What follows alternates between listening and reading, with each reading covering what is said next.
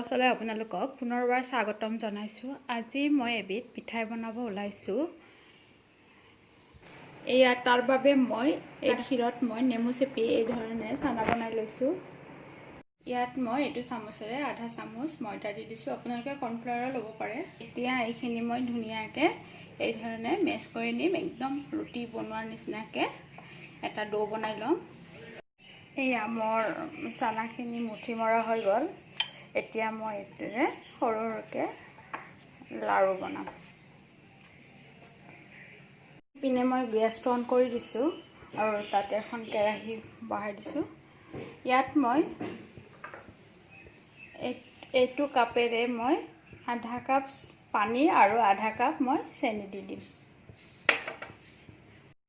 এয়া মই আধা কাপ চেনি দিছোঁ আৰু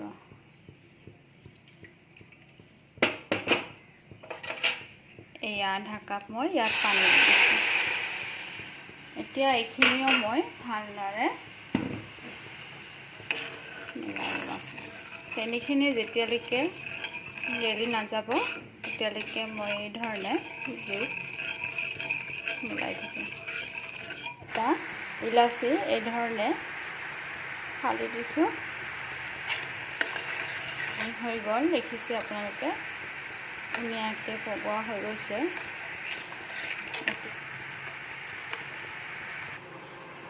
এয়া মোৰ হৈ গ'ল। এইখিনি এতিয়া মই সৰু সৰুকৈ লাড়ু বনাই ল'ম। মই হাতত অকণমান তেল সানি লৈছোঁ।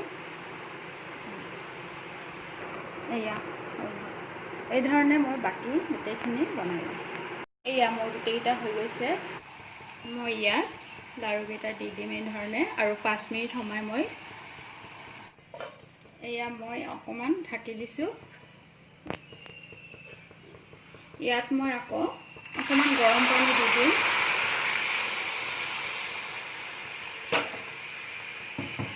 আৰু এতিয়া মই মিঠাইকেইটা অকণমান উলটাই দিম।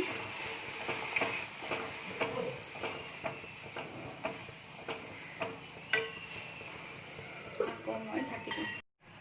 এয়া মোৰ হৈ গৈছে। এতিয়া মই কেৰাহীৰ পৰা এই ধৰণে বাতিত লৈ লৈছোঁ আৰু ইয়াতে মই এইখিনি এই ধৰণে দি দিম। হৈ গৈছে। এই ধৰণে আপোনালোকে ঘৰত বনাই খাই চাবচোন। যদি ভাল লাগে তেতিয়াহ'লে লাইক কৰিব, শ্বেয়াৰ কৰিব আৰু কমেণ্ট কৰি জনাব কেনেকুৱা হৈছে আৰু ছাবস্ক্ৰাইব কৰিব।